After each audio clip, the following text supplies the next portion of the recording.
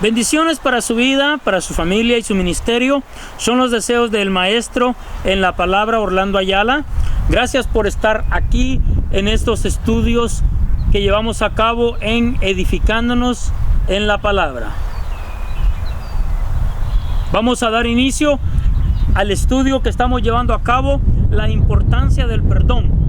Nuestro enemigo, el diablo, quiere meter en nosotros duda, resentimientos, quiere meter en nosotros todo tipo de culpabilidad, porque así nosotros no vamos a tener paz, no vamos a dormir bien, y es por eso que el enemigo trata de meter cizaña en la iglesia.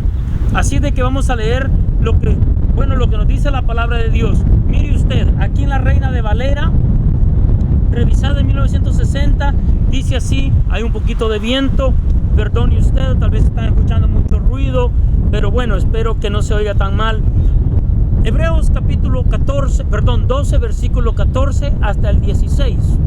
Seguid la paz con todos y la santidad, sin la cual nadie verá al Señor. Mirad bien, no sea que alguno deje de alcanzar la gracia de Dios, que brotando alguna raíz de amargura os estorbe y por ella muchos sean contaminados. No sea que haya algún fornicario o profano como Esaú, que por una sola comida vendió su primogenitura. Porque ya sabéis que aún después, deseando heredar la bendición, fue desechado y no hubo oportunidad para el arrepentimiento, aunque lo procuró con lágrimas. Eso es lo que pasa, amigo mío, hoy que nosotros tenemos tiempo. Dice la palabra de Dios que ponte de acuerdo, te tienes que poner de acuerdo, ponte de acuerdo con tu adversario mientras estás en el camino. O sea, en otras palabras, mientras hay tiempo. ¿Por qué? Nosotros no queremos entender que Dios quiere darnos libertad y empezó enviando a su Hijo Jesucristo. Y mire usted, pone aquí el ejemplo de Esaú, que no le dio importancia a la bendición, a la doble bendición de primogénito, porque el primogénito tenía la bendición de recibir una doble bendición. Ahora, mire, le voy a leer aquí en la nueva versión internacional. Mire lo que dice en el versículo 14 hasta el 16. Busquen la paz con todos y la santidad, sin la cual nadie verá al Señor.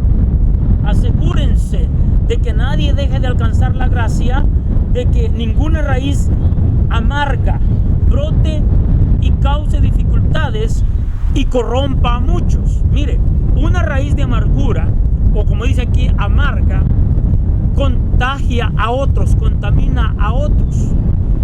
No se puede llevar bien el líder con el miembro, ni la oveja con el pastor, ni con los hermanos, porque hay una raíz de amargura, y el que tiene esa raíz de amargura todo lo ve negativo, todo lo ve mal, siempre es queja. Es que aquí en esta iglesia no hacen las cosas bien, es que aquí en esta iglesia no hay visión, es que mi pastor no me quiere, me discrimina. ¿Sabe por qué? Porque es cierto, usted fue víctima de la traición, usted fue víctima de la vida de sus familiares. Lo abandonaron tal vez sus padres cuando era un niño, fue violado, fue violada. Eso fue artimaña del enemigo para sembrar el resentimiento. Pero Dios en Cristo Jesús nos hace libres. Y usted otorga el perdón no importando la cantidad de daño que le hayan hecho o que le hayan proporcionado dentro de su corazón. Porque el primer beneficiado cuando da el perdón es usted. Somos usted y yo cuando podemos perdonar, cuando podemos abrir nuestro corazón y de corazón sincero, genuino, como dice ahí en la Escritura, con amor, que perdonemos al que nos ha ofendido. Mire usted aquí lo que nos dice la palabra de Dios.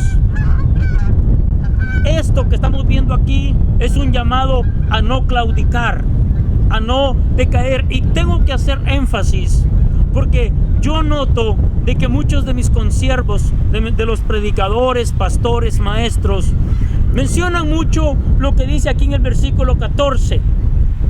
La santidad sin la cual nadie verá al Señor. Es verdad. Eso lo dice.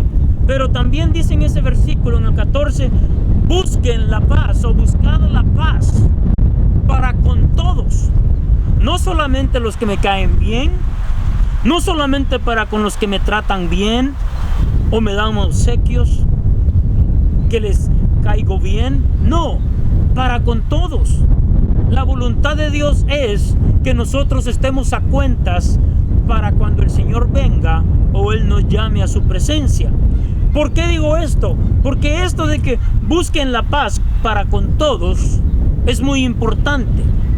El Señor quiere que nosotros no alberguemos resentimiento, como ya he dicho, que no tengamos esa raíz de amargura en nuestro corazón, porque primeramente nos quiere hacer libre a nosotros para que nosotros también demos de esa libertad que hay en Cristo a los demás hermanos, en el ministerio, en la obra que Dios está llevando a cabo, en donde nosotros nos congregamos. Es importante porque la santidad, que es o que tipifica, que significa para nosotros la palabra santidad, es consagración. No se lleva a cabo si nosotros primeramente no tenemos paz para con los hermanos. ¿Qué significa esto? Que yo puedo orar mucho, que yo puedo saber la Biblia mucho, que yo puedo diezmar y hacer buenas obras, pero si no estoy en paz para con mis hermanos, consiervos, hermanos de la iglesia, de nada sirve. No hay consagración, es una consagración falsa. Por eso es que yo no entiendo cómo muchos ministros siempre quieren ver el beneficio de sí mismos, ya sea personal o ya sea en el ministerio. Hablan mucho del amor y de la unidad, mas no quieren llevarlo a cabo. No se unen con la visión del hermano o del ministro, del apóstol o del pastor. Pero si tú me ayudas, te ayudo. No, hermanos, la gracia del Señor no es así. La gracia y la misericordia del Señor no nos dice: si tú eres santo, yo te perdono de todos tus pecados. No, el Señor dice: venid a mí todos los cargados y cansados, así como están, y yo os haré descansar. Esa es la promesa del Señor. Eso es lo que el Señor quiere hacer en cada uno de nosotros. Quería connotar ese punto, esa nota, porque es muy importante. Nosotros muchas veces no lo tomamos en cuenta, pero mire lo que dice el versículo 14: busquen la paz con todos y la santidad sin la cual nadie verá al Señor. Sí, pero esa santidad, esa consagración no viene si usted no está a cuenta con su hermano.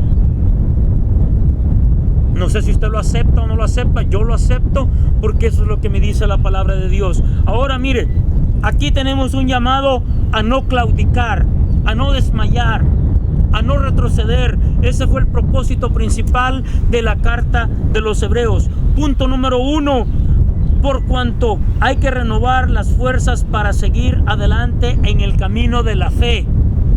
No podemos caminar con las fuerzas del año pasado o de ayer.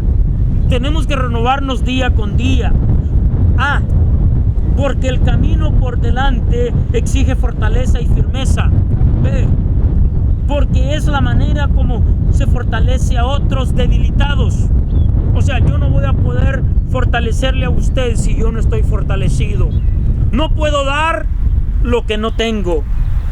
Punto número 2: por cuanto hay que vivir una vida digna del camino de la vida. Por eso es que el Señor nos restaura a nosotros, primeramente a nosotros, nuestra dignidad. Una vida de paz con todos los hombres. 2, o B, una vida santa, ya que es el requisito para ver a Dios, al Dios santo. C, una vida pendiente de que nadie llegue al alejamiento y apostasía, ya que es peligro de contagio para otros. Correcto. Yo no sé cuántas personas usted conoce, pero yo conozco a muchas personas que se han contagiado, que han claudicado, y que han cambiado la doctrina sana y ahora creen en cosas raras, cosas que aparentemente están en la Biblia, pero la Biblia no se contradice. Los que nos contradecimos somos nosotros. El caer en la apostasía es fácil, y muchas de las razones por las cuales caemos en apostasía es porque nosotros queremos acomodar la Biblia a nuestra manera de vivir, a nuestra forma de pensar, porque eso a mí me conviene. Mire, aquí la palabra de Dios lo que nos dice. Bueno, voy a seguir aquí. Ahora dice en este espacio: una vida pendiente de que nadie llegue al alejamiento y apostasía. 4. Una vida que huye del pecado y de la inmoralidad. Sí, amigo mío, usted y yo estamos llamados a ser santos. Eso es lo que iglesia en el griego original, eclesia con doble K, significa. Llamado a salir, llamado a santificarse. Muchos no le quieren hablar ahora de la santidad porque ni ellos mismos están viviendo en una vida de santidad, y creen que solamente con creer en las promesas buenas y beneficiosas para nuestras vidas de la palabra de Dios van a estar bien. No, el Señor quiere tratar con el alma. El Señor quiere confrontarnos como el espejo nos confronta a nosotros. Cuando vamos al espejo y nos miramos, nos dice si estamos despeinados, si necesitamos lavarnos la cara. Eso es lo que es la palabra de Dios. Y mire usted aquí, vamos a leer lo que nos dice el apóstol Juan. Esto quiere decir que nosotros tenemos el derecho de pecar o la licencia de pecar de parte de Dios. No, la palabra de Dios nos dice que nosotros tenemos que consagrarnos, pero en ese caminar, en ese proceso que Dios nos lleva, de seguro le vamos a fallar, porque nuestra naturaleza pecaminosa es eso. Pecamos por naturaleza. Entonces, Dios usó al apóstol, a Juan, el amado, y dice así, mire qué bonitas palabras le habla a sus discípulos: hijitos míos, estas cosas os escribo para que no pequéis. Y si alguno hubiere pecado, abogado tenemos para con el Padre, a Jesucristo el justo. La voluntad de Dios es que nosotros no pequemos. Pero cuando eso pasa, el Señor quiere que usted entienda que el diablo no nos puede pisotear y decir: ves qué tan vil, cochino, pecador eres, que no tienes que orar a un Dios santo porque tú eres pecador y Él es santo. Eso es verdad. Los dos puntos son verdad. Nosotros somos pecadores y al Dios que servimos es un Dios grande, santo, pero también es grande en misericordia, lento para la ira, no queriendo que ninguno se quede en el fango del pecado, sino que entienda que su dignidad se le ha levantado a través del perdón que existe en Cristo Jesús, y que nadie puede venir a maltratarnos, a discriminarnos y hacernos sentir mal, menos el diablo, menos el enemigo, porque nosotros hemos sido lavados, justificados, redimidos por la sangre de Cristo. Y mire, aquí en Primera de Juan, eso fue, lo que leí fue Primera de Juan capítulo 2 versículo 1 y el versículo 1:9. Capítulo 1 versículo 9 dice: si confesamos nuestros pecados, ahí está, primeramente confesar nuestros pecados a Dios. Eso es lo que Dios quiere, que nosotros nos confesemos primeramente a Dios y luego que vayamos y nos reconciliemos con los hermanos si es que tenemos algún altercado, si es que tenemos alguna diferencia. No podemos estar así en la iglesia levantando las manos y diciéndole al Señor: te amo, te alabo, papito lindo, cuando nuestro hermano no nos puede hablar, o no nos podemos acercar a otros porque no le acepto o porque no le quiero dar el perdón. Este es el tipo de liberanza que el Señor nos quiere dar. Mire lo que dice aquí: si confesamos nuestros pecados, Él es fiel y justo para perdonar nuestros pecados y limpiarnos de toda maldad. Esta carta fue escrita a cristianos. Todas las cartas fueron escritas a cristianos, ninguna carta fue escrita a mundanos. Y como las cartas nos hablan, tanto paulinas como pedrinas, y las cartas generales nos hablan de la santidad, nos hablan del perdón, de que nosotros tenemos que primeramente pedirle perdón a Dios para que Dios nos liberte de nuestros pecados, y luego nosotros entender eso para que caminemos con la frente en alto, no con orgullo, pero tampoco con la frente gacha o baja, sino caminar con la dignidad que Dios nos ha dado, que ya no estamos atados al pecado. Y número 2, darle el perdón al hermano que nos ha ofendido, porque dice la palabra de Dios, así como Cristo os perdonó, perdonaos unos a otros. Esto es lo que es la voluntad de Dios, que nosotros nos perdonemos unos a otros, para que así el enemigo no tome ventaja.